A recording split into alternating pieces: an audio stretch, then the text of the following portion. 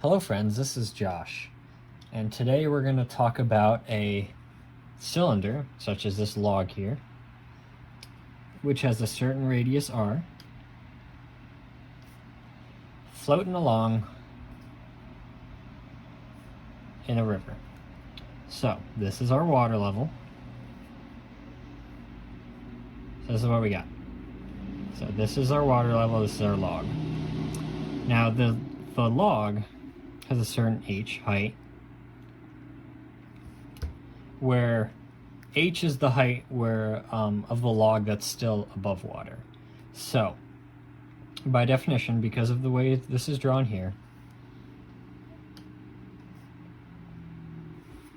we're going to define h as being less than or equal to r.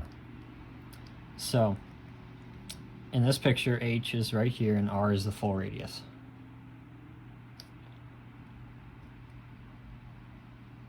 So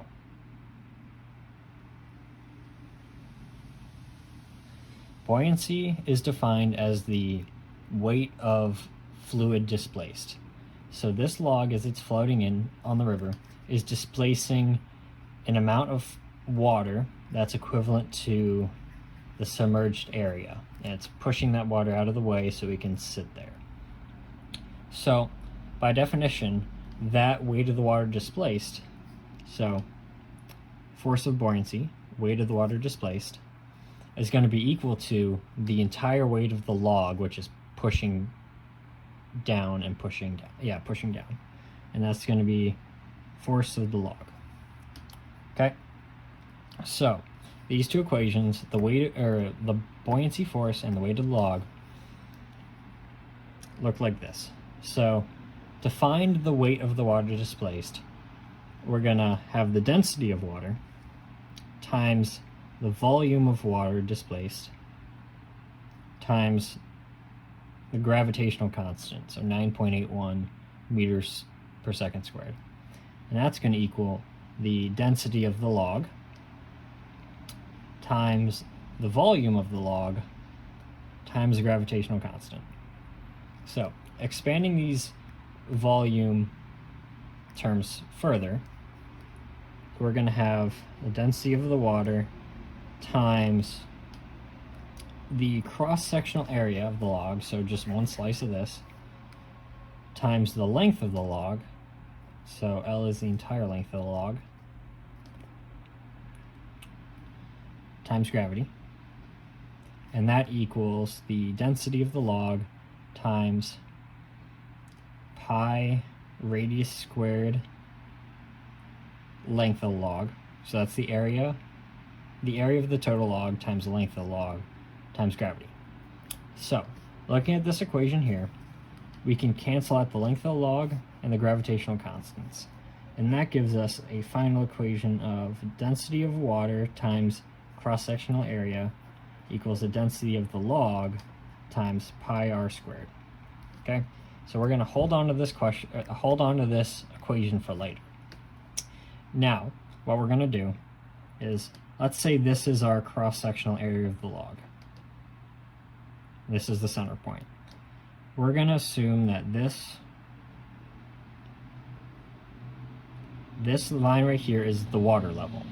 So h is the distance from here to here. And this is r, this is r. This line right here is r minus h, right? So, and this side right here is going to be x, just a variable that we're going to solve in a second. So the way we're going to calculate for the submerged area is we're going to figure out the area that's not submerged, so the area above the water. And to find the area above the water, what we're going to do is we're going to find the area of this entire pizza slice and then subtract the area of these two triangles. So first things first, find the area of the triangles. So using Pythagorean's theorem, we're going to calculate this x value. So x equals the square root of big R squared minus r minus h squared. Okay? So simplifying this expanding this term out, and simplifying, we're going to get a final equation of 2RH minus h squared. So this is what our x equals, this right here. Okay? Now this theta, this angle here, theta is going to equal r minus h, so we're going to use cosine. So arc cosine of r minus h over big R is going to give us this angle right here. Okay, so plugging this to get the total area of the triangle, we got a triangle equals 1/2 times the base, so this x, so 1/2 times 2RH minus h squared times the height, so r minus h, times 2, because there are 2 of these of the exact same size. So 2 and the 1/2 cancel, and we're left with this equation here. So a triangle equals the square root of 2RH minus h squared times r minus h. Okay, so from here, we're going to figure out the total area of this pizza slice. So the way we go about that is we use this theta we solved for earlier, and we're going to set it in a ratio, because we only want the area of this, essentially this arc here. So we're going to set 2 times arc cosine of r minus h over r all over the area of the entire circle, so 2 pi. And that'll give us this arc length. And this is going to be multiplied by pi r squared for the area of the circle. So this statement here will give us the area of this pizza slice, for lack of a better word. And then to find the area of the upper part, all we do is subtract this area of equation here. So we have this minus square root of 2RH minus h squared. Okay, so this is our area of the circle here. All right, so now that we have this equation, what we're going to do is we're going to trim this down to make it a little easier to read. So we're simplifying, get rid of the 2's, cancel out the pi's. And so the area of this piece right here is going to equal r squared arc cosine of r minus h over r minus the square root of 2RH minus h squared. Okay, now going to the next page, we are going to copy down our initial equation from earlier. So density of water times cross-sectional area equals the density of the log times pi r squared. And now we know from the last page here, that we now have the area of the piece on top. So to find the piece on the bottom, we just subtract the piece on the top from the total. So A is going to equal pi r squared, so area of the entire circle, minus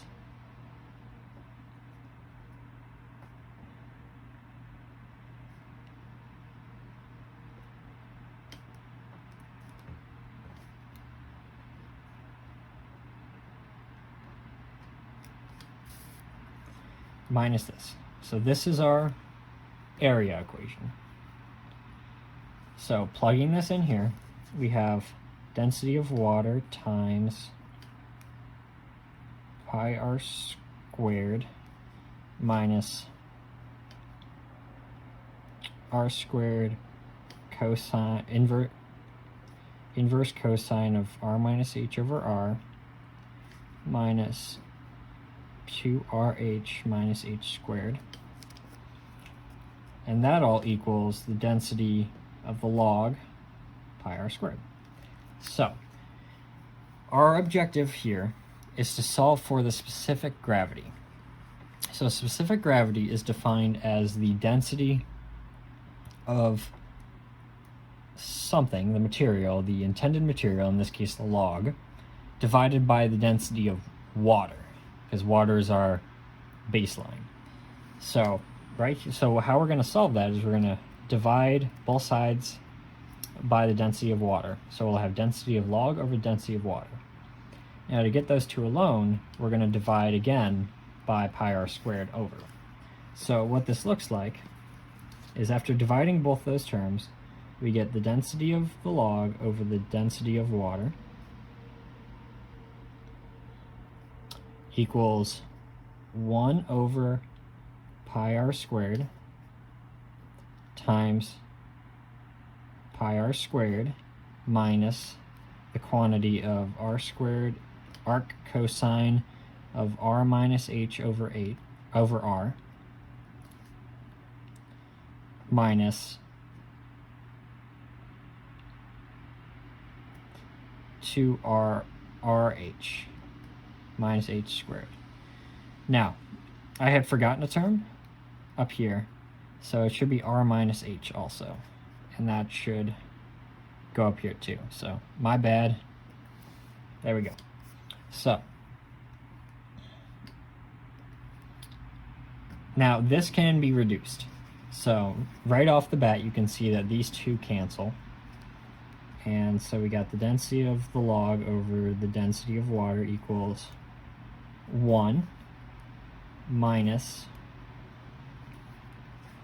now the r squareds here cancel out. So we're left with 1 minus arc cosine of these two r's cancel. So 1 minus h over r minus this term. Now what we're going to do is we're going to take one of these two r's and we're going to put it underneath in the form of an r squared. So what that looks like is we have the square root of 2rh minus h squared divided by the square root of r squared. And then over here we have r minus h over r. And then both of these terms are all over pi. So this r, one of these two r's cancel with this r cancels there, and this is left there. So ultimately we get an equation that says this: 1 minus the quantity of arc cosine 1 minus h over r minus the square root of 2h over r minus h over r squared multiplied by 1 minus h over r. And then this entire term is divided by pi. Okay, so this is our final equation that we derived to find the specific gravity of the log. Now, as we look, the only variables in here are in the form of h over r, h over r, h over r, h over r, h over r. So what that tells us is we don't necessarily need to know the absolute values of the h and the r, and if we just know the ratio between h and r, we can solve for the specific gravity. So, and that's what we will do in part 2. What we'll do is, knowing a specific gravity, we're going to solve for the ratio of h to r. So we're going to carry on this equation into part 2, and I will see you there. Thank you.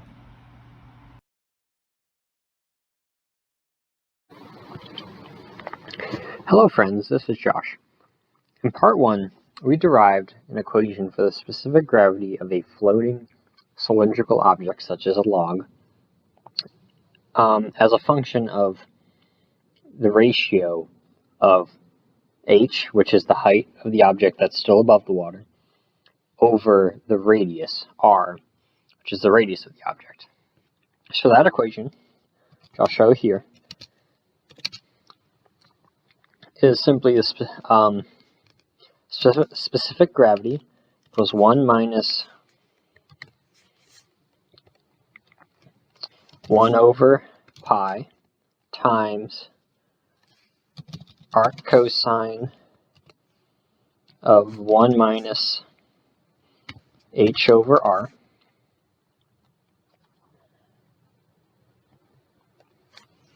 plus 1 minus h over r times the square root of 2 times h over r minus h over r squared. Excuse me. So this is our equation for specific gravity that we defined in part 1. So what we're doing now is we're going to assume that the specific gravity of an object is 0.8. Knowing that, we're going to solve for the ratio of the height of the object above water over the radius of the object. So we're going to define that ratio as a variable hr, and that just simply equals h over r. So in order to solve this, we're going to need a few things. So first thing we have to do is import a program called numpy, and this program will allow us to use things like arc cosine, square root, and pi, and that'll help us solve this problem. And then we'll also need a second program called root scalar from skippy.optimize. Now what this program does is it allows us to solve for the roots of a complex equation, such as the one above.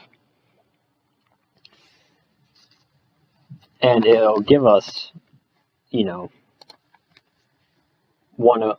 give us the answer we're looking for. So in order to use root scalar, first thing we need to do is define this equation up here as a function. So we're going to do that by define f for function of hr, which is the variable we defined earlier, colon, and then our function is to return 1 minus, and then putting in the equation from above, we got 1 over numpy.pi times arc cosine of 1 minus our new variable hr minus square root of 2 times our variable hr minus hr squared. And then that square root is multiplied by 1 minus hr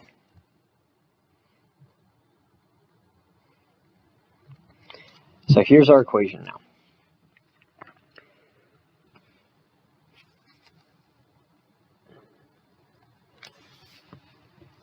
And what we're going to do is we're going to set specific gravity up here. We're going to set this equal to 0.8. So when calculating as a function, we want to get all of our values over to one side of the equation. So in essence, we're going to subtract this 0.8 over. So in our function down here, we have minus 0.8. Okay, so this is our function. Now what we're going to do is we're going to run our root scalar program. So here's our root scalar, and the first argument in the root scalar, as you can see here, is f, or is the function. So we defined our function up here. So its name is just f. So, however, the root scalar also needs a starting point, somewhere to start where it can start to figure out what the answer is. So what we're going to do is we're going to include another term here called bracket, which we can use it to start at the value of 1. Now the reason why we chose 0 and 1 is because since HR up here is defined as the ratio of the height above water, to the total radius, we know that h has to be less than r, the radius. So because it's less than r, this variable here will output some number between 0 and 1, inclusive. So that's why we chose those as our starting points.